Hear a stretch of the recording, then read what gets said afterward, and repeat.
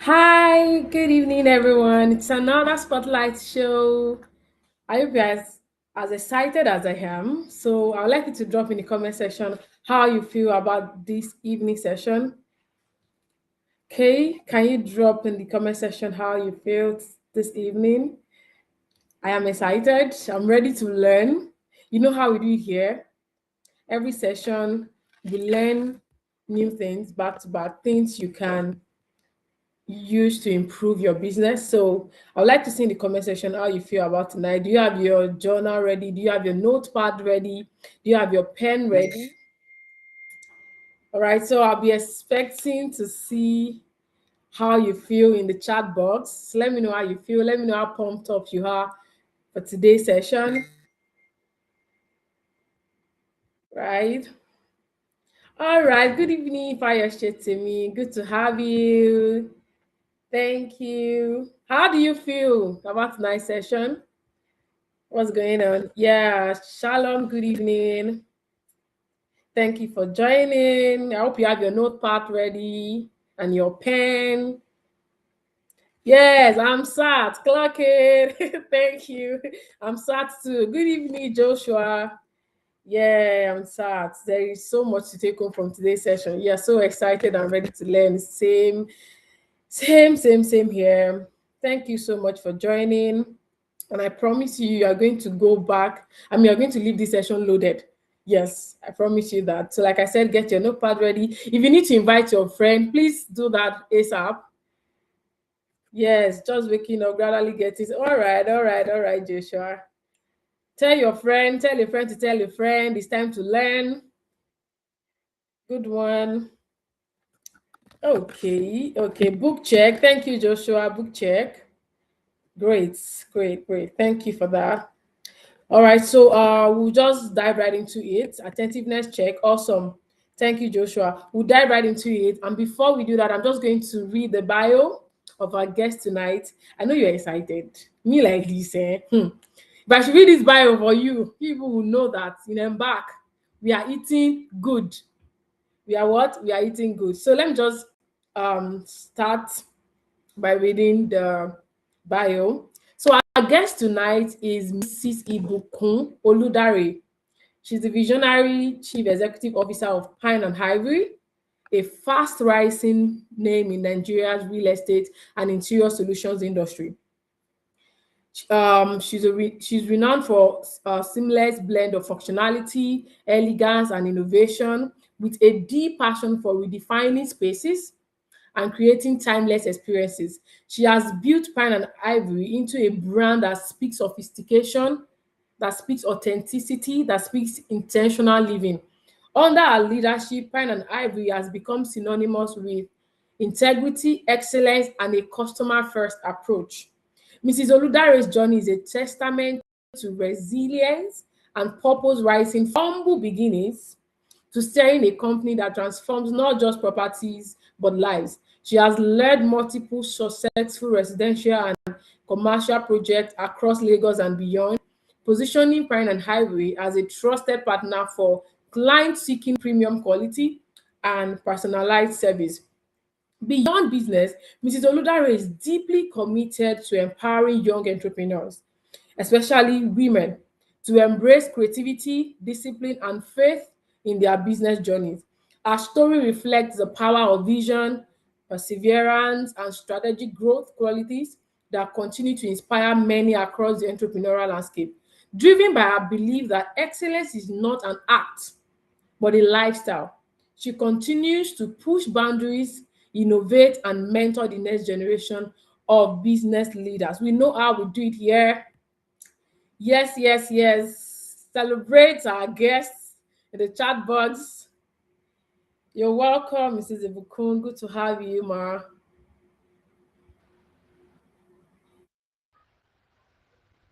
Good evening. Good evening. Can you hear I me? can hear you. Yes, I can. Yeah. How are you? Good evening. I'm very well. Good to have Good. you. And we Yes, good are to be super here. excited. Yeah, thank you. We are super excited. We have, my notepad is ready. So much to just want to just get everything we can get tonight. Thank you so much for joining, Mark. And Oh, we have thank people you on the for call as having well. me. Yeah, thank you. We have people on the call. Our young entrepreneurs are also ready to learn. And Hi, people. yeah, they're saying hi in the chat box. Yeah, thank you so much, Ma. So let's just dive into it quickly. So I'm reading your bio. Your brand is actually inspiring, to many Thank beginning their journey. you. Yeah, yeah. And one question I want to start with is, what sparked the idea of Pine and Ivory? I believe I pronounced it correctly. Yeah. Yes, pine. Yes, Pine and Ivory, Pine, right? yeah. So Okay. pine So is a what's type of wood, okay? and ivory, Interesting. I know we all know that's the tusk of the elephant. The ivory is Yes, gotten from the tusk of the elephant. So it's a fantastic. combination. So it's woodwork, accessorizing, and beautifying. That's what it means. Oh, oh wow. So that's exactly where my question is coming from. Like, what sparked the idea and what gave you the courage to start this business? Mm. So I love the question. Every time I hear that question, I just don't have a choice but to tell everybody the same story. So I We're ready to graduated as a hear. lawyer. I graduated as a lawyer, and the truth is, growing up, I've always loved to argue, right? So I felt that was what law was all about, knowing how to argue, knowing how to state your cases. But by the time I got into school, I realized that it was deeper than that. Now, innately, I'm a very creative person. Now, for my creative person, one of the things that became a bother for me in school was the fact that you always had to wear black and white. For me, it was like, I don't understand. Why will I always wear black and white? How does this even make sense? It was just the creative human in me that was screaming, like, no, you can't cage me like this. So, going through school and finishing, I realized when I practiced for a year or two, I realized, no, this is not what I want to do. By the time I was even in law school, I realized this is not what I want to do with my life. So I started telling myself, you need to find what ignites you. What do you really want to do? And I'm very spiritual. I'm grateful that this is a spiritual platform. And for me, I took out time to pray and really fast about it. That God, I really want to find what I want to do with my life. And back then, interior designing furniture manufacturing in Nigeria wasn't a big thing. There were people doing it. It wasn't like they were not doing it, but it wasn't that in your face. Most of the things you saw were then from either China, Italy, was always from outside the country. And we had like a handful of interior designers, but nobody really knew about them. So, it was just me seeking what I wanted to do. And, it started to dawn on me. Growing up, like the bio said, coming from humble beginning, I knew one thing. I always loved the house to look good. So, because I always loved the house to look good, I would always clean. Like, I realized that when the house is clean, there's no way it will shall look good, sha. When you come in, it would look interesting and fine to you. So that's where just one day it occurred to me that I could actually start making people's homes look good. Then I was staying with my brother, and my brother said to me that, "Oh, do I know that there are people that do this for a living?" I said, "Really, there are?" Then he introduced me to my first mentor ever in interior designing. And honestly, it was a blessing. Because she has been in the industry as at that time for like 10, 14, or 15 years thereabouts. And I didn't even know that that existed. So it was a good place to start. And she was one person that was finicky and particular about details. So the first time I went there, I met her. I think then I would call the lady the MD of the company, not the main owner. And she was like, "Hey, what are you looking for? What do you want to do here? Are you sure this is what you want to do?" And that was it. I went away. But the way God does his things, I still kept pushing that this is what I want to do. Then my now husband, then he was my fiance, said to me that, well, he knows people that do this, that there's a friend that knows a friend. So the friend that knows a friend introduced me to the friend that was manufacturing furniture. And there it was. That's how the journey started. I started with actually making furniture before going into interior design. So the first thing I did in this industry was actually manufacture furniture. And the first people that I manufactured furniture for was my parents. Then God took me back to the first woman that my brother introduced me to. The way that happened was another miracle. I was going to Yaba on that day to make throw pillows, and the traffic was much, and I had to go to church for my department meeting. So I was like, oh, let me just get down and walk. When you get on that bridge that you descend into Yaba. So I just got down from the bus and I started walking to save time. Interestingly, I met one of the guys that we finished from law school together. We started gisting, what are you doing? How is law? How is this? I said, no, I don't do law no more.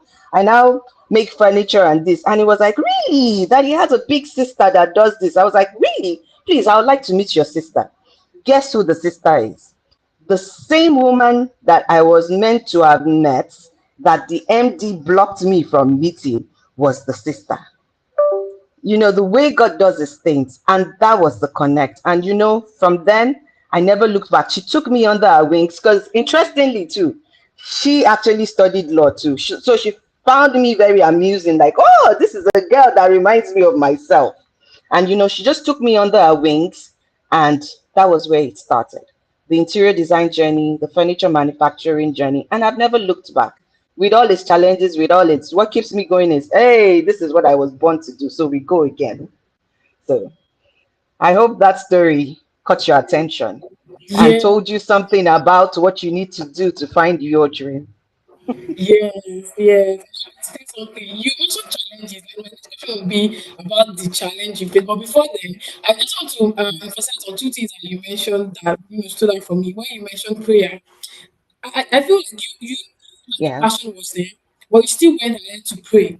And it's kind of resonate with me because a lot of times you see young entrepreneurs talk about I this thing is selling, but they don't even take time to pray, to even be sure if this True. is your line, if this is your path and all of that. So thank you so much for emphasizing on that. And then the mentor part, it is a thing Yeah. to pray and then God tells you this is your way. Then you also need someone in Yeah. that to guide you for you to do well. Mm-hmm. Yes, Mm-hmm. and networking, so much. I can't even mention all. Thank you. Thank you so much. You're So you mentioned welcome. challenges, and that's why I want to ask this question. Looking back now, what is one? early mistake you made in business that many young entrepreneurs should avoid now? Oh my goodness. I think one of the things that I did when I started was burning the bridges. A lot of us when we're young, we're so impatient. We feel so driven and like we know everything that we're quick to say, moving on swiftly, I'm going jaw. If they can't tolerate me, I move to the next thing. And um this bridge that I talk about wasn't even during my entrepreneurial journey. It was during when I was a lawyer. I was quick to burn bridges because I felt I was a qualified lawyer, I'm a graduate, and I think a lot of young people have that. Graduate, I know what I'm doing, I understand everything that is going on. You forget that the people that have gone ahead of you, they've learned so many lessons that you can leverage on. And it's very important to humble yourself and be open to learn. And always remember to close the door nicely. Don't leave the place and say, they annoyed me, so I'm moving on swiftly. No, always remember, close the door nicely because you will never know when you need that door to open for you again. That is very important. That is very important. And another thing that I think is very important for a lot of business people, please know your numbers. Don't be just all about passion. I just love what I do and I just want to do it and not care about the numbers. Don't ever forget you're building a business has to pay your bills. If it's not paying your bills, it is not a business. For a long time, and honestly, I'm just one indulged woman. My husband indulged me. Like, I was practically running the business like I was running my hobby. Whether it was making money or it wasn't making money, I did not care. And years kept going by without me caring because I had somebody that was footing the bill. So there were times that my husband would literally have to pay for my staff. It was that bad. I was cocooned. And so honestly, I say to him again, thank you, Mr. Oludare, for overindulging me. But please know your numbers. It is very, very important. If you really want to grow a business, grow a business. And if it's you want to run a hobby, run the hobby. And if it's charity, like my husband used to say to me, declare it fully from start that it's charity I want to run and run the charity. But define what you want to do. If it's a business, knowing your numbers, you can't evade that. So those things I think every young entrepreneur must know that. Wow, wow. Thank you for that. Honestly, Yeah. I would say that I concur with your stance on that. Knowing your numbers. That's one of the things I also struggle with. It's not like I don't even want to, but laziness. I'll just be like, oh, I know some this person bought and all of that. So thank you so much for talking about that. You mentioned paying your bills, and I think pricing also comes into play. I mean, if your Yes. price is not enough, you won't get customers, and how do you want to pay your bill? So that will lead me to this question on how did you learn to price confidently without underselling yourself? Because one thing I know is that premium premium brands, they always get price resistance from clients. So how are you able to Yeah. price confidently without you underselling yourself So I in this think industry? thankfully I had the leverage of the mentor I used to work with. Back then, our bills used to run, and I'm talking about how many years ago? This was 2020, 2008, 2009. A bill used to run in the billions, as in back Wow. then. So the truth is, pricing for me wasn't hard because I got mentoring from somebody whose pricing was already high. So it was easy for me to know that, okay, if you're doing quality things, it will come with quality pricing. Because the truth is, people would even question you if the pricing is low. They will start to Yeah. second guess what you're offering them. For people who want premium, who really want premium, they would second guess you if your pricing is low. If you're really targeting the premium market, you need to get your pricing right. And it's not just about pricing high, it's about the quality of what you're offering too. So there must be a marriage and a fusion between the quality of what you're offering and your price. So it's not like your price is just high, and then when they test what you've given them, it's like, what is this? So your price and your quality must be in sync. Once that is fine, you're good to go. Thank you so much. So, you mentioned mentorship, and I'm glad you mentioned that because recently someone reached out to me. I think she's into gifts. Valentine is coming and everyone started doing their packaging for gifts. And she sent me a price and Okay. she was like, I should advise her. So I had to tell her that I'm not in this business. I'm not the right person. Because she sees me as a mentor, that you should talk to somebody that is doing the same business with you. They will be able to guide you on how you should price, Mm, you get. So thank God you also met. I know the person is on this call, so now she knows better that you need to reach out to people that are already in the field. They know how to, yes. yes. Yeah, thank you for that. The next question will And be on, honestly, you would yeah, still, on pricing too, you will still have, like you said, premium things are always challenged. Be true yeah. to who you are, because that challenge you would always face. But be true to who you are. Be true to what you're offering and Mm, stay with it. Sometimes it would be tough. It would be a tough call. You have to stay with it. You have to learn, like you said, I can be very resilient. You have to understand that this is who I am and package yourself like that, because you can't be telling me you're offering me premium and you look like you're offering me something less. So these are all things I've learned over the years. You can't look different from what you're offering. You mm, have to look like what you're offering. You have to you're the first representative of your brand. And if they would see you, so because when I started, I knew about quality, I knew about everything, but I loved to look very comfortable. So you see me in jeans and t-shirts, and I'm going to the client, and somebody with jeans and t-shirts, and you're giving them million bill. It looks like, hello, what's going on here? You don't have that executive look. So it's easy for them to start questioning and bargaining you down. You need to mm-hmm. look like what you want to earn, and your packaging needs to represent what you want to earn, because premium is always premium. That's what it is.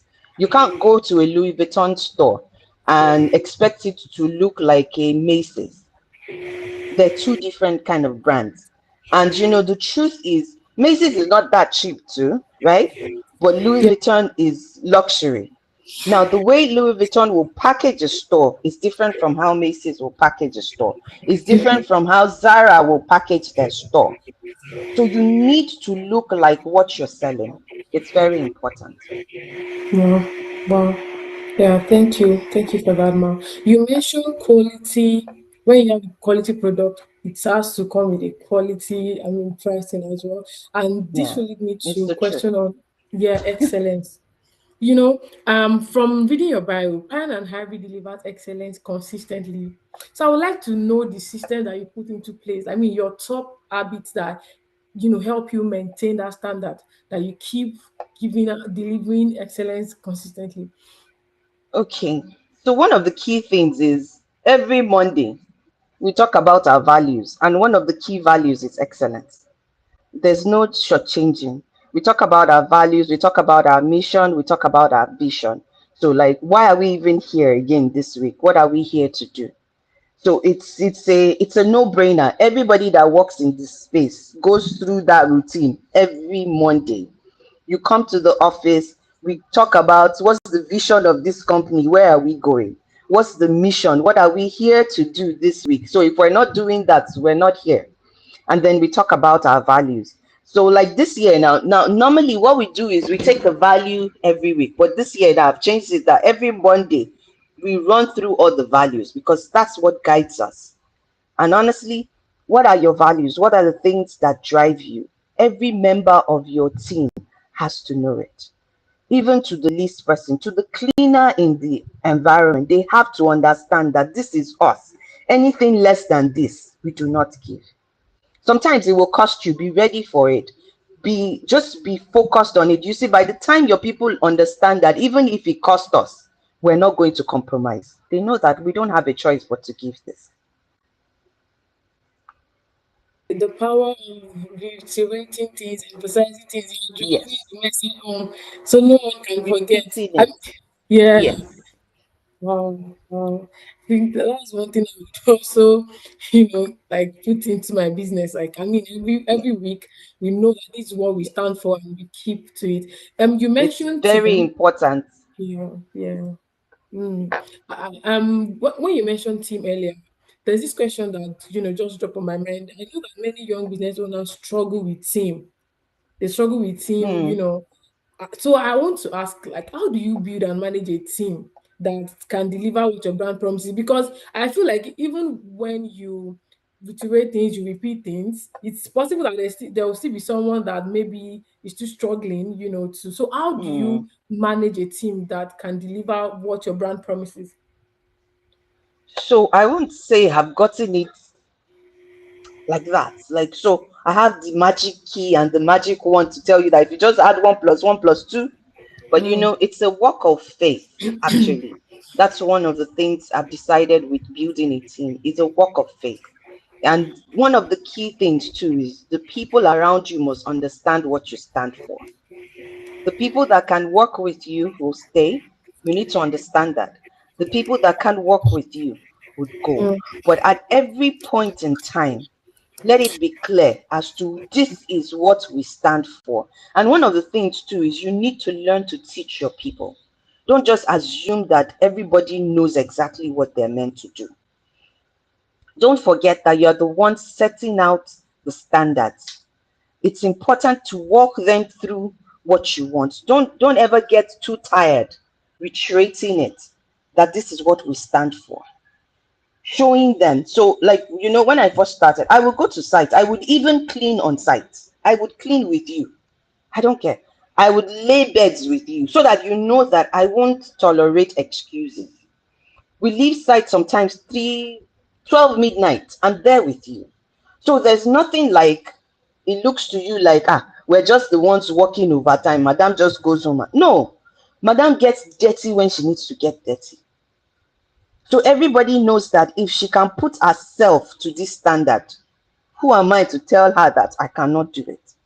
So the truth is, you cannot teach what you're not showing. You need to lead by example. It's not just leading from mouth, it's leading by example. It's them seeing you do it over and over and over again that would build the system.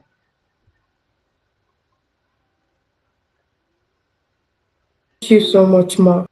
Thank you. Thank you for that. I mean, we have to just keep at it. Please, can you hear me clearly? Yes, I can hear you loud and clear. Okay, There's okay. I a just want to be delay, sure. but I can hear you. Oh, There's a okay. slight delay, but I can hear you. Okay. Thank you so much. So you said you need to teach your team. So it has to be like an intentional thing. Yeah, keep teaching. That's how you build that. Yeah, thank you so much. That is noted. I want us to talk about real estate because I believe you are also into real estate. And I know that real estate is capital heavy. So, what are the practical baby steps that someone interested in real estate or someone interested in interior design? What are the baby steps that the person can start with?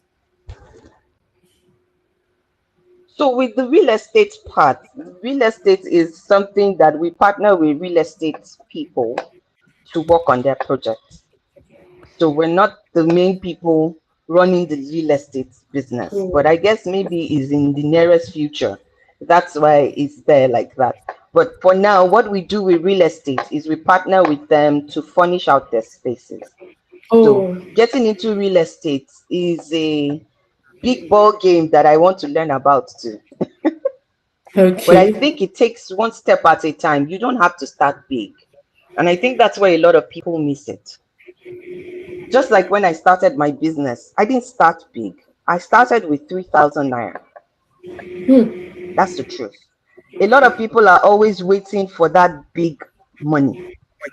When I have the big money, then I would start. The first thing I did in my business was make bed sheets with 3,000. And then I started to grow it. I started to grow that money. So from the funds I got from the first set, I made another set, made the new set, and sold. Do you understand what I mean? You don't have to wait until you have all that big money. So with real estate too, start with what you have. It could be a small plot of land. Start with it. The land does not have to be in Banana Island. It does not have to be in Ikoyi. It does not have to be in Igbejuleki. If it's going to be in Eyenkori, Ilorin, if you know Ilorin, buy it. And the first thing is start. Just start anyhow. Start with what you have, and you will see the seed grow. Because you see, it's the thing about life is nobody plants a tree. Nobody. What you plant is a seed. The seed is tiny. It looks small, but it's that seed that would eventually become that big tree. So start with the seed that you have, no matter how small it is. Just start. Well, thank you so much for sharing that, man. So we just need to start. So, like you mentioned, you said with your 3,000, that's how you started your business. So that means just start whichever way, no matter how little. Okay, thank It's a seed. you. Sow that seed. The truth is, everybody is waiting to plant the tree. You don't plant from the tree, you plant with the seed. No matter how small it is, start. The to do that God will bless is the starting. Okay, now It's not let's say waiting. I'm with you. Yeah, Okay, go so ahead. after starting, yeah, after start like you've started the business now, how do you identify Mm. the right customer? Because I mean that instead of going after everybody, how do you identify? For example, how do you identify and win the right customers for yourself instead of going after everybody? Because I mean, interior design is competitive. So to Let's say it's tell you the competitive. truth, your first work is defining who you are. It's not even the customer. Your first work is defining who you are. And you see, the truth is, once you define who you are and you're authentic to yourself, the people that are meant to be your customers will be drawn to you. So a lot of people think it's about customer demography. Who do I want to serve? No, the first thing is, who are you self? And what do you intend to offer? Who exactly, or exactly do you intend to offer? You start with that. Be clear, be very clear about who you are and what you intend to offer. Then be on who you are. Your customer will be attracted to the authentic you, not the wannabe. Because the wannabe will never even serve your customers right. And you will do a lot of dilly dallying, trying to peck this, trying to peck that. As somebody said, most times you are actually your own ideal customer. What really works for you? Who are you? How far are you willing to go? Those are the people that you'll attract. That's just the truth. Great. So now we know better that we should first identify who you are, then you'll be able to know the right customers to attract. Great, thank Yes. you. That is noted. I mean, we are Yes. eating good. I can see people dropping what they're learning in the chat box. Someone Joshua said defining who I am. You attract what you are. Start small, grow big. Yeah. Thank you. We are getting it. We are getting it. All right. I want to ask. So, if someone is starting small, I'm happy. does the person need to focus on any like putting legal structure? I mean, do you recommend putting legal structure as a young business owner? Do you recommend that, or it should be like a later thing? So the truth is, it's important to define where you're going and from where you start. Start like where you're going. You understand?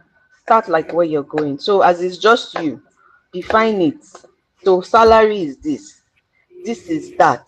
Define those things. It's very important. Like I said, don't play with your numbers. Don't play with your details. Every detail in the business is important. What are the laws that guide your business? What are the things that you need to do? The tax law is even changing now. A lot of us struggle with that, and it's going to hit us all hard, whether we like it or not. So you see, the truth is, You don't have to struggle. When you start, highlight everything. What are the things I even need to know as a business person? What are the laws that guide me? What are the things that are necessary for my growth? Because honestly, if you're going to grow, you need everything to make you grow. You can't say, oh, because I want to grow, so I will just eat protein alone. I will not eat carbohydrates. I will not. You need everything.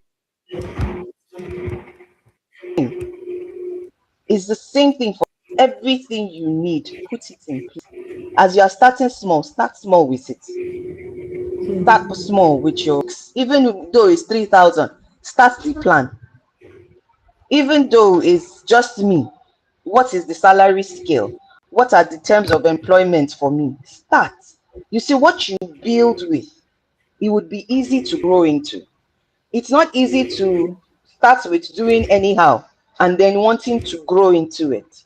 So when I started now, like I said, I was running it like a hobby. So when I wanted to fine tune things, it was a lot of work trying to learn this, trying to learn that, trying to put everything in place. That one on its own has cost me another 10 years of my life trying to dot the I's, cross the T's. So I would say to anybody, start everything once you start. Everything you need to run a successful business, grow with it. So that as you're growing, everything is in place. The eye was there when you started growing, the head was there, the nose was there, the mouth was there. It wasn't like it was just a ball of flesh, right? Everything you needed, that you need for life, is already a part of you. So as you're starting small, so as a baby, as small as the baby is, everything that baby needs to become a full man is already what?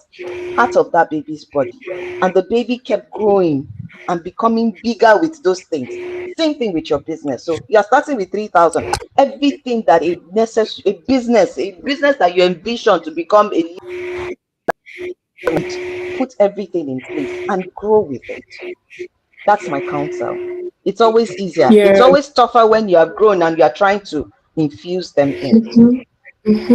Yes, thank you. Now we know better. Like, you don't wait till or when you've started earning big before Mm, you now start putting structure no, right from the no, beginning don't wait. to get to know, yeah, Don't to wait. get to know the nitty gritty.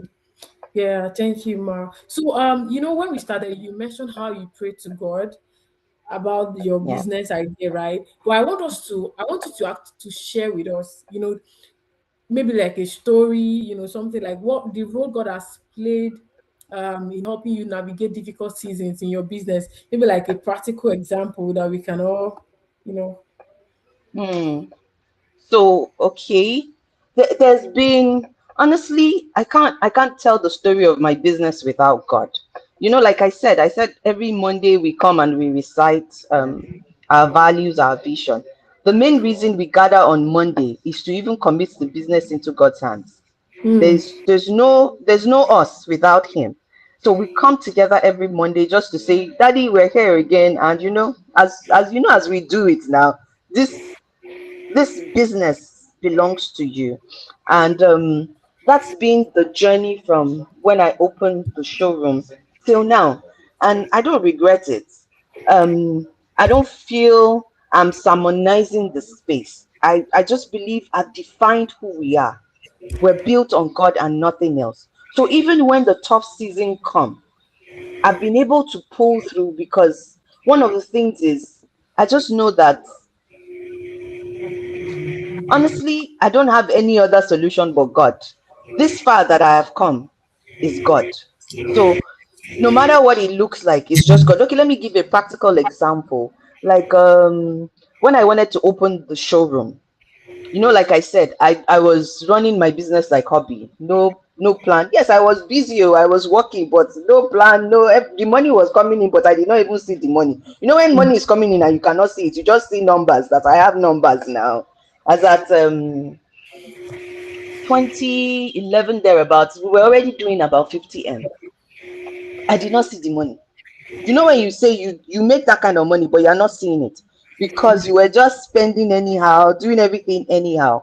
So when I wanted to open my showroom, I think I needed about 10 million to set up then.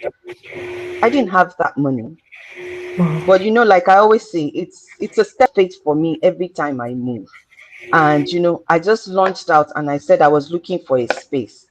I think one of the things my husband has grown to know about me is when this woman is ready to do a thing, nothing can stop her except God says she's not doing it. That's the only thing that will stop her. And so it was like, oh yeah, now let's go and be looking for space. And we started looking. And when we got the right space, we did not have the money to pay, guys. I did not have the money to pay. Of course, there were businesses in the pipeline that we were supposed to do. So we were like speculating that, okay, by the time we do this, money from that. Guess what? All those businesses just froze in mid-year. None of them was signed on. So the money we were even planning for, when you say something just froze in mid-year. So no money was coming in. But you know how God would do it. He made sure that there was provision to get the space. One, we found favor with the landlord. He gave me a payment plan that, okay, you don't have to pay everything at once. So start with this. So we got the space, we started, and we had to renovate. Now, this is me that I'm running an interior design space. My space has to look, like I said, you need to look like what you say you are doing. It can't just look anyhow and expect people to pay premium. So I needed to renovate. That was another money that I did not have. But guess what? I started designing to, okay, what concept? How do I even want this space to look? What do we want to do? And we started breaking walls. We started breaking walls, started tearing up the floor to retile to what we wanted. But every face, God made provision. I wish I had the video of that showroom to share here. Um, that I guess I can share some other time. But we broke up the space, we renovated that space and turned it to what we wanted to have.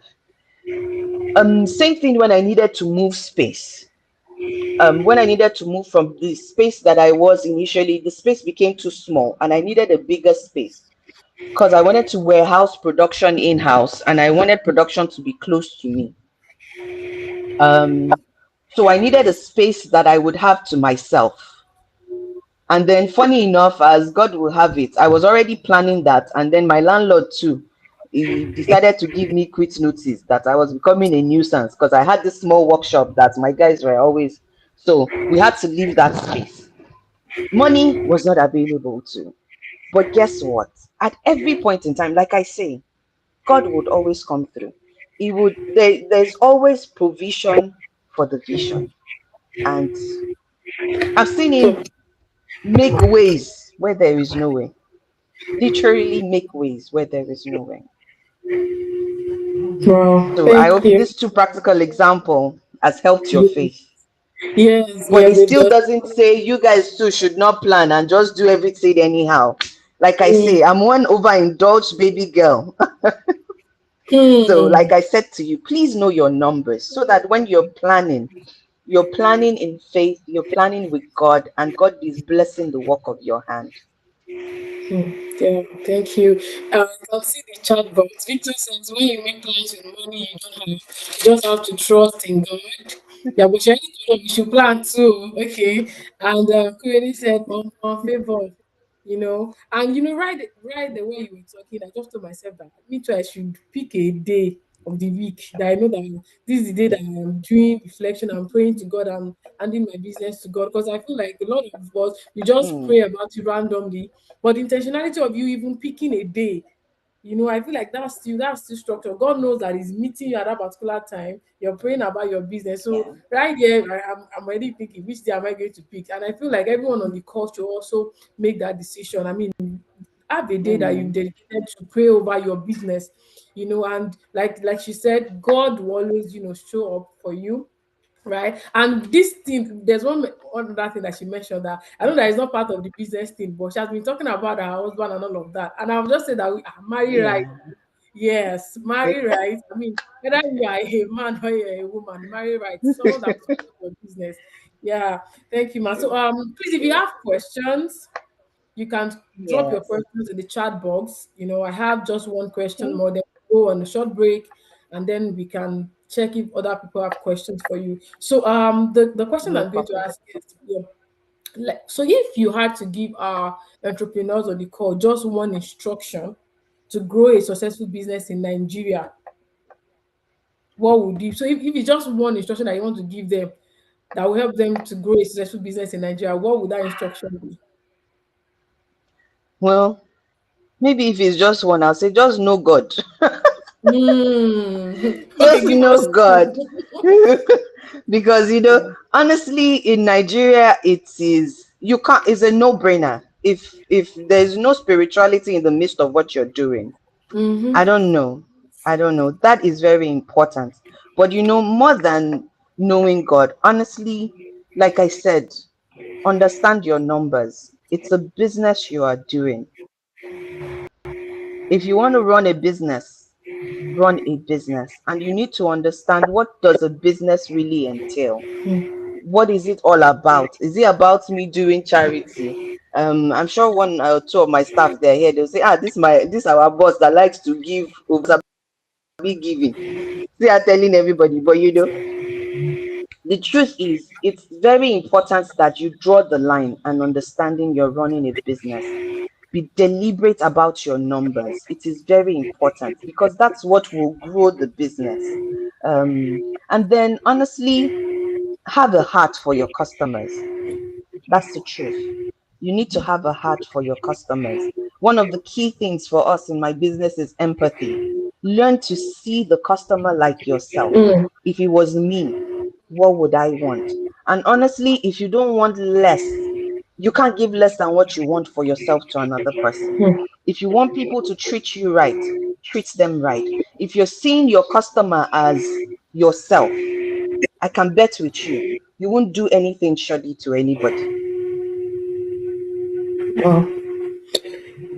I have a personal question. When you mentioned having heart with Yeah. customers, so one of the things that I struggle with is when I do a lot of career coaching, and then I have e-books I sell. I have online products, and a lot of times when I want to put Okay. a price on it, I just feel like I have Mm. students in school that will get this product. Is this price not too much for them? The fact that it's not like I'm buying anything. There's no really. I start from my brain that God has given me with the wisdom to put those things together. So I kind of struggle with the price to put on it, and considering I have a lot of students that want to get it, would they be able to afford it? So how do you put a balance into that? The fact that there's So, no capital. one of the first things I said is you need to define what you want to give. You need to be clear about who you are. So, if it's a business, you need to define that it is a business. If it's charity, you need to define that it's charity Okay. you want to run. You need to be clear. And then you need to understand that, oh, this business, where am I taking it to? What do I need to take it to where it's going to help your pricing too? Because you see, is that money that you will use to grow that business to where you're going. Yeah. So you need to define, like I said, be clear about who it is that you are yourself and what you want to give. And one of the true things is, like I said, empathizing is not doing more than what you do for yourself. If it was, how much would you pay? Mm, What value would you put on that thing? okay. You need to be clear about it. If it was you, that's what empathy is. Just like the Bible says, love your neighbor like yourself. The Bible never said love your neighbor more than yourself. Like yourself.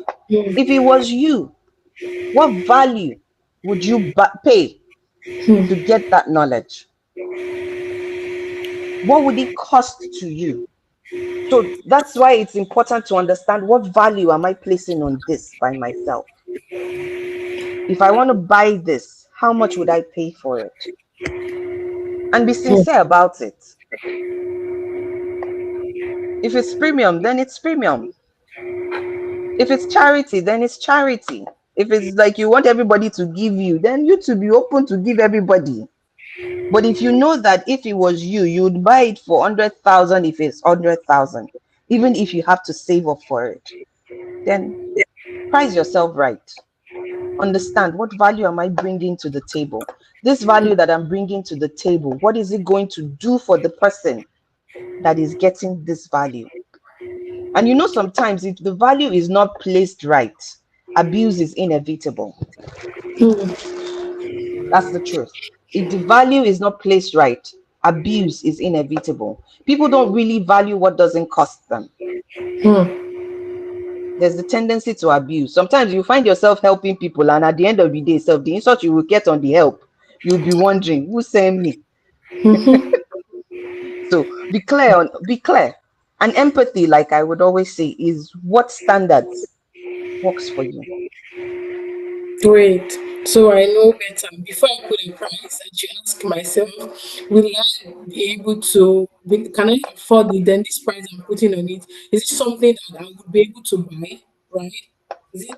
I think that's one of them. Also, I should also look out for myself. Yeah. Thank you so much for that. So now I know what to Like I do. said too, this what value would this thing add to the person I'm selling it?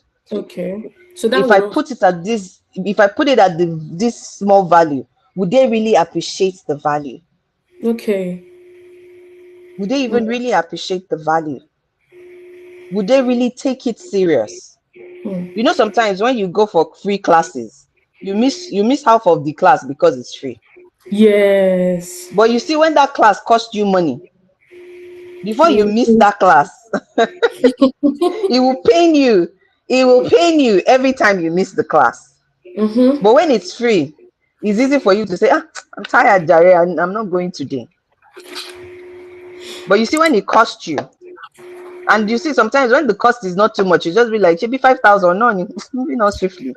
But you see, when it costs you 50,000, you are saying to yourself, that money pay me, I must learn everything. That's why when they will demand of you that, auntie, I pay for this thing, I must get all the value of my 50K. So you see, and then you actually impact them more, because then they're hungrier, because they want everything. They want to juice out everything from the knowledge you're sharing. Yeah. So okay, this is what I'm going to do. Let's go on a short break. Then when we come Okay, back, I'll ask the most questions and then we're done. no Yeah. problem. Thank you, ma. You're welcome.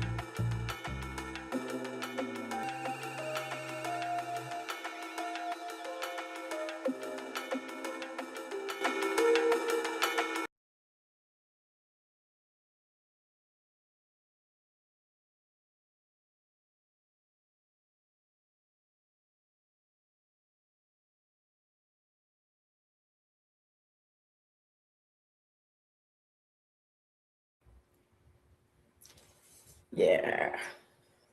So keep I can see a question from Favor.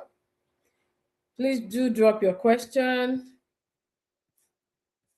I can see a question from Favor Abimbola. Thank you for that question.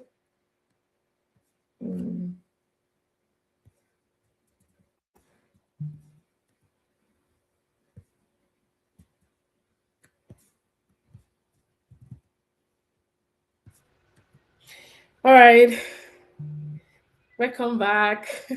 Welcome back, Thank ma. you. Yeah. So this person says thank you, ma, for sharing your experiences with us. We're grateful. That's that favor Bimbola. And she asked a question. The question is that how do you okay, 1 minute. Okay, so lot of okay. What advice would you give when it comes to closing a deal, especially bulk orders from a client without losing the client at the last minute? Hmm. Should I take that again? What advice would I give when it comes to closing a deal without losing the client at the last minute? Hmm. That is actually it's a give or take, right? Because I think one of the truth is ultimately the client holds the final decision, right? The client can decide to fully go with you, or at the end of the day decide to change his mind, and there's really nothing you can do about that. But one of the first things you need to do is make sure that all your details are in place. Please make sure that all your details are in place and you're very professional about your pricing, about your negotiation. Like I said, the part of empathy too is important. Listen, be open to your client, listen to what they're saying. Hmm. So perchance they're telling you that, oh, I want to do this, and because sometimes a lot of us are very rigid and we say 50,000, 50,000. Yeah. If you cannot pay 50,000, I'll walk away. Sometimes you need to count the cost and say, okay, if I do a discount, would it really hurt me? So be open to negotiation. Don't be adamant. Don't be just static. Like you're not a rock. You're human. You're allowed to change. You're allowed to give room and be open and listen. Of course, there are some people that would want to abuse your pricing. I'm not saying that when they want to abuse your pricing, you should say, because I want to sell. No. But there's some people that you know that it's just a little bend and it would be okay. Be open to listen to your clients. Just listen, be attentive to your clients because they would give you all the signs. You would see all the signs in the message that they're giving you. When it's about the money is too much, can you just give me a little discount? You will hear that body language. And when it's about I'm not sure I want to do this, then it's sometimes it's actually not necessary for you to try to convince them that you have to go with me. Just reiterate the value you're bringing to the table and let the client decide what he wants to do. Great.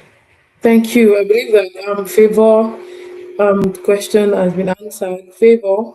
So before we end this session, when you said we should be open to our client, is it okay to carry out like a poll to ask your client how much would they pay for a product? Like how much are they willing? Is it okay to like carry out a research like that or do like a poll? Maybe you have your customers on WhatsApp, for example, and it's just Mm. said to like send a book like how much are they willing to pay for a kind of product? Do you think that is going too far or does it make sense? No, depending on what service you're offering. Sometimes it might even be the ideal thing to do for the service you're offering. It might actually be the ideal thing to do for the kind of service you're offering. Like you said, you do ebooks and stuff like that. Yeah. That might be an ideal thing. But for a product that's materials go into, you know the material that is going into it. You're not asking your client how much do you think if I you're just setting yourself up for suicide. Is your You need to understand what margin do I want to make? What did this thing really cost me? What margin am I ready to give away that will still not hurt me? So you need to draw the lines. For some, it's good to do the poll, depending on the service you're offering. But for products that are meant to be produced, that you need things to put together, understand what did it cost me to produce this? What margin would make sense for me to be able to reproduce this again and still be profitable? And then what is it that I can give as discount that will not be hurting me? Okay. All right. So I've Thank you given so you much, two ma'am. different things. For some Yes. products, yes, it's ideal. While for some, no, it's your you need to actually do your pricing and get it right. Okay, yeah. So now I know better. The last question I want to ask you tonight is that when you want to put a profit, like you want to make profit from a business, like how many percent should you put to make? For example, I'm saying I maybe all the capital, the sales cost is like the cost of producing that is like maybe Hmm. £100 for instance. How much profit do Okay. you think is good enough to make from a product? I mean, from So experience. like for if you're going to if you're selling a product that you want to keep reproducing, first thing first, you must cover first costs. Okay. It is very important. You cannot compromise on covering costs because what will you use to produce another one when you don't cover costs? So the first thing first is to cover costs. Then you have to decide, do I want to grow this thing and be able to make two more by the time I'm done? Or am Okay. I ready to? So if you're saying, oh, I want to be able to make two from what I've done right now and still have a little change, you still need to factor, would the price not be too much if I'm going to be able to make two? Or you're saying to yourself, okay, if I do this pricing now, I still make some money to have enough to stay for half of one, then I know that when I sell another one, I will make another one. But in Nigeria, most people do 2.5 times price, which for me, depending on what you're selling, honestly, this thing, there's no hard and fast rule to it. It depends on what you're selling. For some things, putting 2.5 on it might not be too much because the cost by itself is minimal. And then what the 2.5 price is going to help you to do is scale up quickly because it means you can buy two more. You understand what I mean on that one Yes. and still sell and make profit. So the half Yeah. price is your profit, while the two is the money to buy two more. Do you understand? You Yes.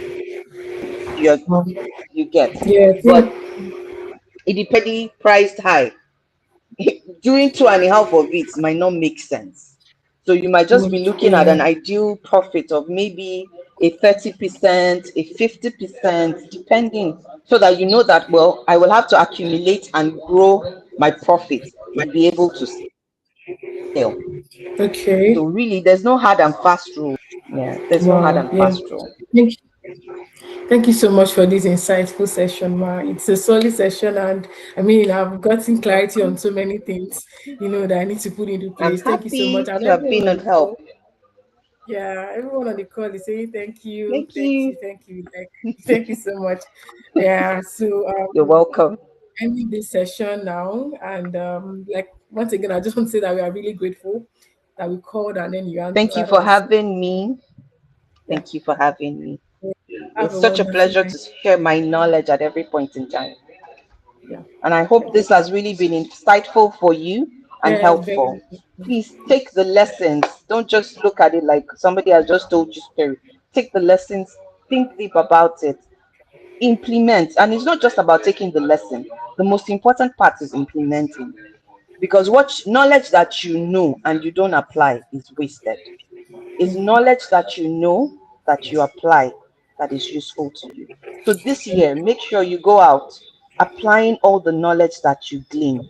Don't just learn and say, "Ah, I went for this training. I've listened to this one. I've listened to that one. Good for you." If you're not applying, it's a waste of your time. Sit Yeah. down, analyze, and apply that knowledge. Thank you so much for having me. Thank And you, cheers Ma. to a beautiful week, everyone. Yes, you Thank too. you. Bye. Bye.